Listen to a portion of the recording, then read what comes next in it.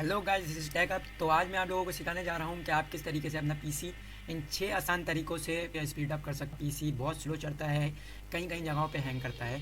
तो मैं अपनी वीडियो की तरफ बढ़ता हूँ और मैं वीडियो बिगिन करने से पहले आपको बता दूँ कि आपको वीडियो एंड तक देखनी है, जब आपको ये समझ आएगी और आपके पीसी पे अफेक्ट करेगी।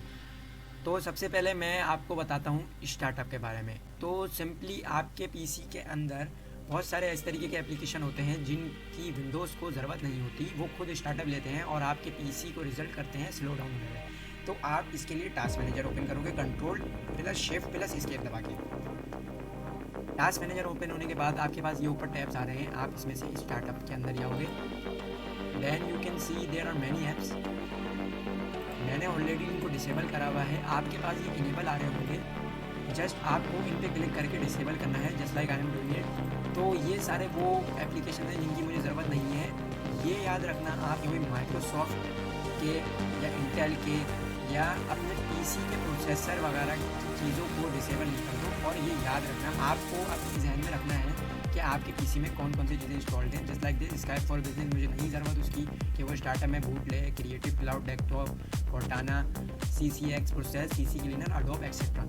सो मैंने जिन चीज़ों को डिसेबल करा है, आप भी उन चीज़ों को डिसेबल कर सकते हो। आपके पीसी में ज़्यादा एप्लीकेशन होंगी, आप उनको डिसेबल कर सकते हो। सो मैं अपने नेक्स्ट स्टेप की तरफ आगे बढ़ता हूँ कि वो है डीफ्रैगमेंट।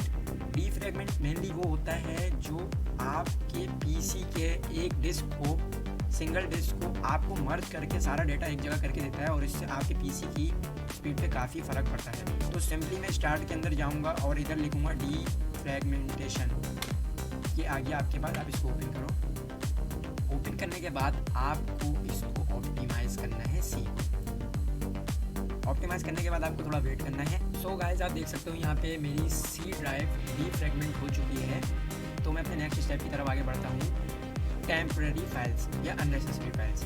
तो टेम्पररी फाइल्स बेसिकली वो होती हैं जो आपके कंप्यूटर के अंदर एक तरीके से जंक फाइल्स, या फिर आप कह लो कि टेम्पररी फाइल्स वो होती हैं जो आपके कंप्यूटर को स्लो डाउन करती है और स्पेस स्टोरेज रखती है।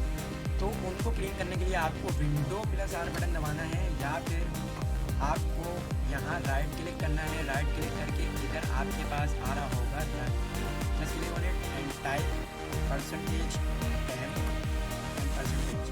Okay. There are many files. Just Control A and press delete.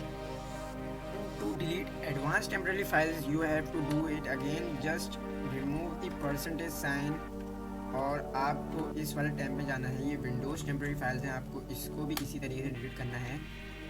एक टेम्पररी फाइल्स के अंदर लास्ट स्टेप प्रीफेच। तो आपको ये भी रन कमांड के ज़रिए ही करना है, Windows+R and type prefetch just like this and press enter, and you don't currently have to permission to access this folder. Just continue and Control A and delete.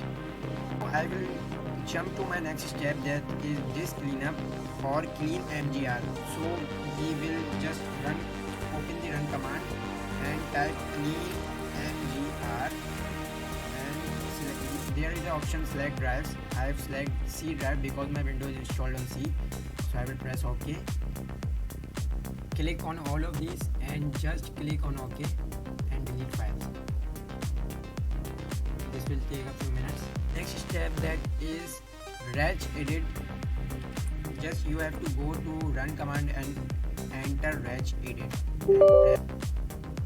Basically ये वो होता है जो आपके कंप्यूटर की सर्विसेज होती हैं। तो आपको सबसे पहले एज की करंट यूज़र में जाना है, उसके बाद control panel, then you have to click on desktop and then you have to search for menu